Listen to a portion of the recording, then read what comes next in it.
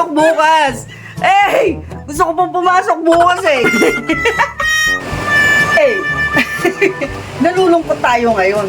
Paano yung nalulungkot? So, ganda itsura ng nalulungkot. Yan. Alam niyo kung bakit? Excited kasi ako. Excited akong pumasok para bukas. Para saan? Sa Brigada Kick-Off. Kaso, bigla naman nawalan ng pasok. Dahil suspended daw. Oh my God. Malakas po kasi ngayon yung ulan dito sa Bataan. Sayang. Binigyan pa naman sana ako ni mama ko ng 200 pesos pang subsidy daw para baon ko. Doon kasi ako excited sa baon.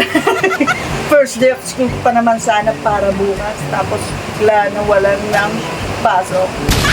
Oh my God! Kasama ko sana yung mga bata ko, yung mga players ko, kumain sa sambihan. Sayang. Ayun, nakakalungkot lang kasi gusto ko pa naman sanang makita yung school namin. School namin! Yung in charge para kumuha ng video sa kaganapan sa school sa first day ng kick-off ng Brigada Eskwela. Yun. Wow!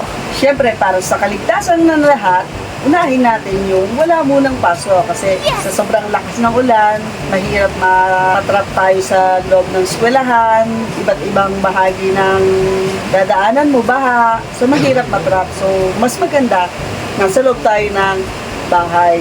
Yun ang okay na okay.